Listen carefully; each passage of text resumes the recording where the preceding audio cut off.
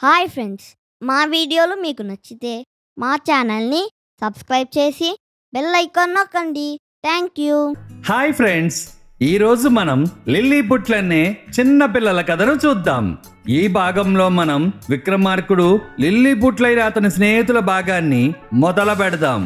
ప్రాచీన భారతదేశంలో సేతుపతి అనే మహారాజు ఉండేవాడు. ఆయన ఎంతో గొప్పవాడు. ఆయన ఎంతో పెద్ద రాజ్యాన్ని పరిపాలిస్తూ ఉండేవాడు. ఆయన వద్ద విక్రమార్కుడనే సైన్యాధికారి ఉండేవాడు. విక్రమార్కుడి ధైర్య సాహసాల గురించి దేశ విదేశాల్లో చర్చలు జరుగుతూ ఉండేవి. ఎలాంటి దానికైనా భయపడనివాడు, యుద్ధం అంటే వెనుతిరగనివాడు. ఎప్పుడైనా సరే మంచి వాళ్ళని రక్షించడం తన కర్తవ్యంగా భావించేవాడు.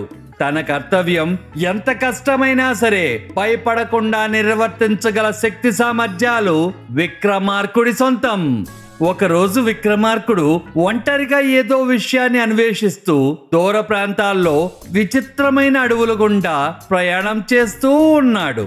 అడవులు ఎలా ఉన్నాయంటే అక్కడ సూర్యరశ్మి కూడా భూమిని తాకలేనంత విచిత్రమైన అడవులవి.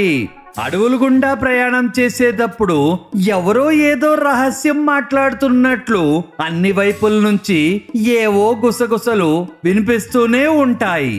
ఇన్ని జరుగుతున్నా భయం అంటే ఏంటో తెలియని విక్రమార్కుడు ఆ అడవి గుండా ప్రశాంతంగా నడుస్తూ ఏమి జరుగుతోందనేది క్షుణ్ణంగా పరిశీలిస్తూ ముందుకు సాగాడు. అడవిలో మహావృక్షాలు ఆకాశాన్ని అంటుతున్న రాక్షసుల్లాగా కనిపిస్తున్నాయి.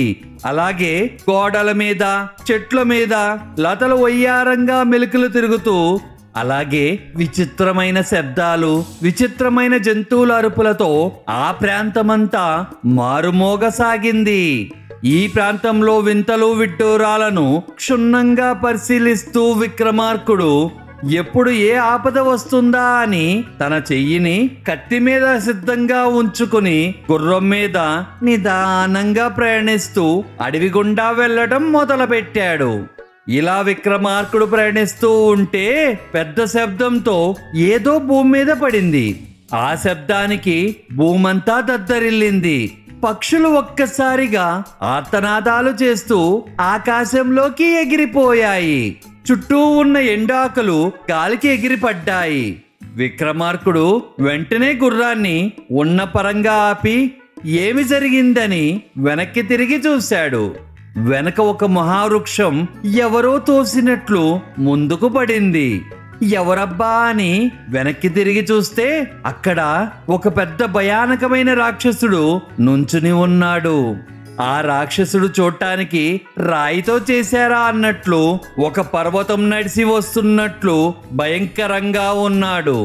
ఆ రాక్షసుడి కళ్ళు చింతనిప్పుల్లాగా వెలిగిపోతున్నాయి. ఆ రాక్షసుడు అరుపులకు కొండలు సైతం వణకసాగాయి. ఇదంతా చూస్తున్న విక్రమార్కుడు వెంటనే తన ఖడ్గాన్ని బయటికి తీసి ఆ రాక్షసుడి వైపు పరిగెత్తసాగాడు. అంత పెద్ద రాక్షసుణ్ణి నేనెలా చంపగలను, నేనేం చేయగలను అనే ఆలోచన విక్రమార్కుడికి లేదు.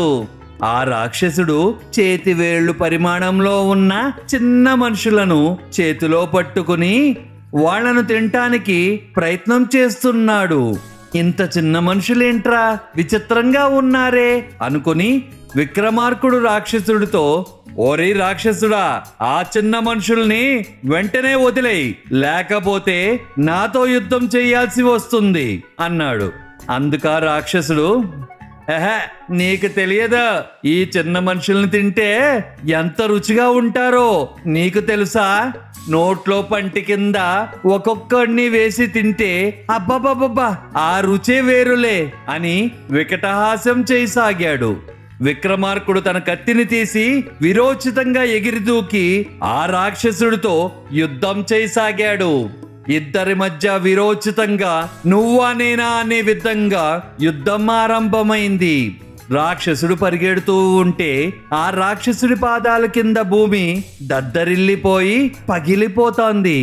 విక్రమార్కుడు ఆ రాక్షసుడి కాళ్లను తప్పించుకుంటూ చెట్లను తప్పించుకుని వేగంగా అటూ ఇటూ జరుగుతూ ఆ రాక్షసుడి మీద దాడి చేయగలిగాడు. రాక్షసుడి ప్రతి కదలికను అంచనా వేసి విక్రమార్కుడు తప్పించుకుని చివరిగా ఒక మహావృక్షం ఎక్కి ఆ వృక్షం మీద నుంచి ఆ రాక్షసుడి తల మీదకు ఖడ్గంతో దాడి చేశాడు. ఆ ఖడ్గం రాక్షసుడి తల లోపల ప్రవేశించింది.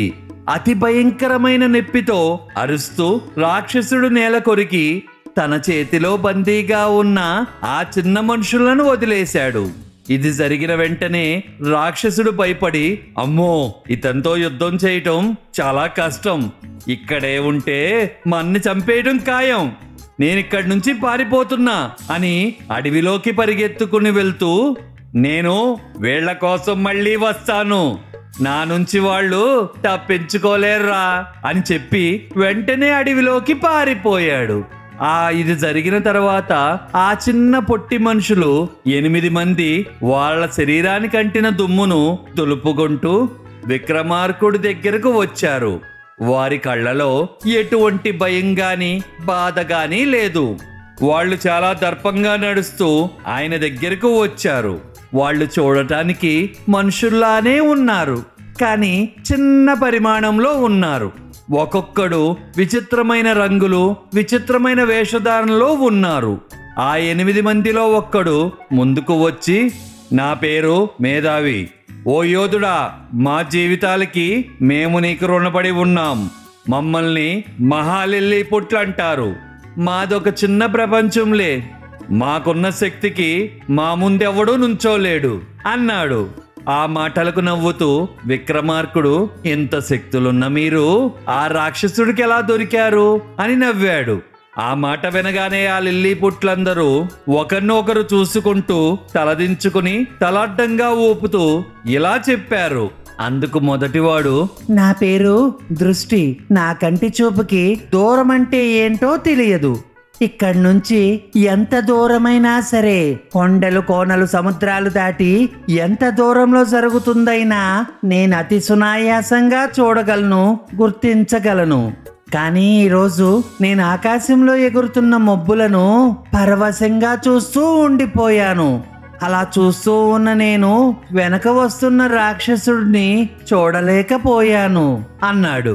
తర్వాత రెండోవాడు వచ్చి, నా పేరు చెవి, నేను నా కళ్ళు మూసుకొని నా చెవులు నిక్కపొడుచుకొని వింటే నేను వేల మైళ్ళ దూరంలో జరుగుతున్నదైనా సరే, చీమ చిటికన్నా సరే అది సునాయాసంగా వినగలను. ఆ శబ్దం ఏమిటో, ఏ జంతువు చేసిందో కూడా అతి సునాయాసంగా చెప్పగలను. ఈ రోజు నేను సీతాకోకచిలుక రెక్కలు కొట్టుకుంటుంటే ఆ శబ్దం భలే వినసొంపుగా ఉందని వింటూ ఉన్నాను గాని వెనక రాక్షసుడు వస్తున్నది వినే ధ్యాసలో లేను అన్నాడు. మూడోవాడు వచ్చి, నా పేరు మెరుపు, నేను మెరుపంత వేగంతో ఎక్కడికైనా పరిగెట్టగలను. నేను మెరుపు వేగంతో పరిగెట్టి ఏ మనిషి జంతువు దగ్గర నుంచైనా ఏదైనా వాళ్ళకి తెలియకుండా కొట్టేసి రాగలను. కానీ ఈరోజు నేను వేగంగా వెళ్తూ చెట్టుకున్న ద్రాక్ష పళ్ళు కొట్టేద్దామని ఆలోచనలో ఉన్నాను, కానీ ఆ రాక్షసుడు వస్తుంది చూడలేదు అన్నాడు. తర్వాత వాడు వచ్చి, నా పేరు బాహుబల, నేను పర్వతాల్ని సైతం సునాయాసంగా ఎత్తగలను. చిన్నవాడిలా ఉన్నాను, వేలంత పరిమాణంలో ఉన్నాను అనుకోవద్దు. నేను ఎత్తలేని బరువు ఈ భూమండలంలో ఎక్కడా లేదు. నా బలానికి తిరిగే లేదు. ఏనుగుల సైతం నా ముందు బలాదూర్. కానీ ఈరోజు నేను ఒక కొండని ఎత్తుదామని ప్రయత్నిస్తూ ఉన్నాను. కానీ నాకేం తెలుసు, ఆ కొండనే వాడి ఆ రాక్షసుడు నన్ను కొడతాడని ఊహించలేకపోయాను అని చెప్పాడు. తర్వాత వచ్చిన వాడు, నా పేరు యంత్ర, నాకు ఒక గడ్డి పరక దొరికినా చాలు. ఆ గడ్డి పరకను ఉపయోగించి ఎలాంటి వస్తువులైనా, విచిత్రమైన పరిముట్లనైనా, వాహనాలనైనా రెప్పపాటి కాలంలో సృష్టించగలను. ఒక ఆకిచ్చి చూడు, ప్రపంచంలో నేను సృష్టించలేంది చేయలేంది కానీ లేదు. కానీ ఈరోజు నేను ఈ ఉసిరికాయలన్నిటినీ సేకరించడానికి ఒక యంత్రాన్ని తయారు చేశాను. ఆ యంత్రం పనితీరు పరీక్షిస్తున్నప్పుడు అది పొరపాటున పేలింది. ఇది ఎందుకు పేలిందా అని నేను ఆలోచనలో ఉన్న సమయంలో ఆ రాక్షసుడు దాడి చేసింది చూడలేకపోయాను అన్నాడు. తర్వాత వచ్చిన వాడు, నా పేరు బల్లి. విచిత్రంగా ఉందనుకుంటున్నావా? నేను బల్లి కన్నా వేగంగా ఎటువంటి గాడులనైనా చిన్న ప్రదేశాల నుంచైనా దూరి వెళ్ళిపోగలను. ఎక్కలేని గాడలు గాని, కొండలు గాని, వస్తువులు గాని, దూరలేని ప్రదేశాలు గాని లేవు.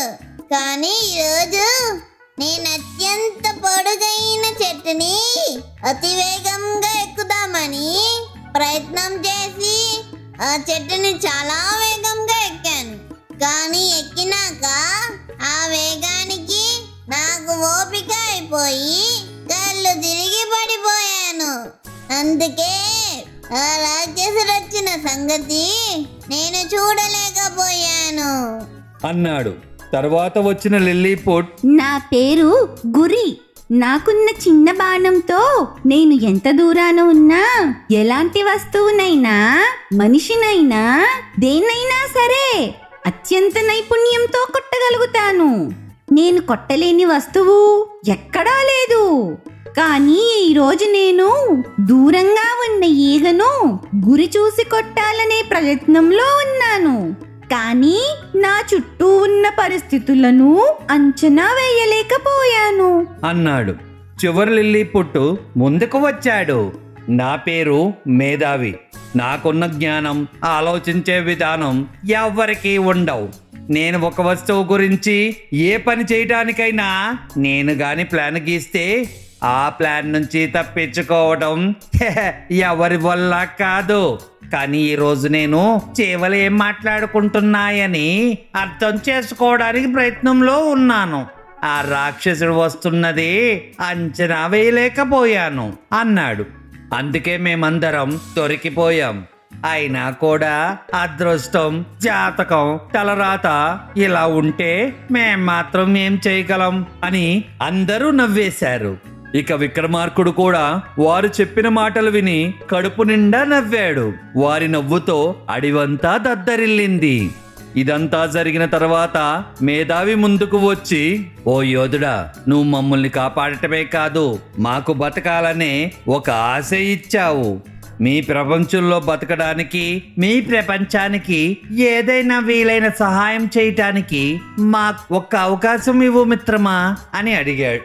విక్రమార్కుడు వాళ్ల ముందు మోకాళ్ల మీద కూర్చుని స్నేహపూర్వకంగా ఆయన చెయ్యి ముందుకు సాచి ఇలా అన్నాడు, ఓ మిత్రులారా, మీకున్న అపారమైన శక్తులతో ఎంతో మందికి ఉపయోగపడతాయి. మా ప్రపంచాన్ని చూడటానికి, మాకు సహాయపడటానికి ఇష్టమైతే నా చెయ్యి మీద ఎక్కండి అన్నాడు. ఒకరి తర్వాత ఒకరు మహాలిల్లీపుట్లందరూ ఆ చేతి మీద ఎక్కి విక్రమార్కుడి కవచం లోపల ఉన్న ఒక చిన్న జేబు లాంటి దానిలో ఎక్కి కూర్చున్నారు. ఇదంతా జరిగే సమయానికి సూర్యాస్తమం అయింది. సూర్యాస్తమం అవుతూ ఉంటే విక్రమార్కుడి కవచంలో కూర్చున్న 8 మంది లిల్లీపుట్లు గర్వంగా ముందుకు చూస్తూ ఉంటే వాళ్ళని భద్రంగా జేబులో ఉంచుకుని విక్రమార్కుడు ముందుకు నడుస్తూ పోతూ ఉన్నాడు. అడివంతా సాహసి అయిన యోధుడు, అలాగే అతని అత్యంత శక్తివంతమైన చిన్నపాటి లిల్లీపుట్ స్నేహితులు ఈ ప్రపంచాన్ని కాపాడటానికి బయలుదేరారు అన్నట్లుగా మారుమోగసాగింది. లిల్లీపుట్లు ఈ ప్రపంచాన్ని కాపాడటానికి, ఈ ప్రపంచానికి సహాయం చేయటానికి వారి యాత్ర మొదలుపెట్టారు. తర్వాత ఎపిసోడ్లో ఈ మహాలిల్లీపుట్ల మహాప్రస్థానాన్ని చూద్దాం. Bye friends.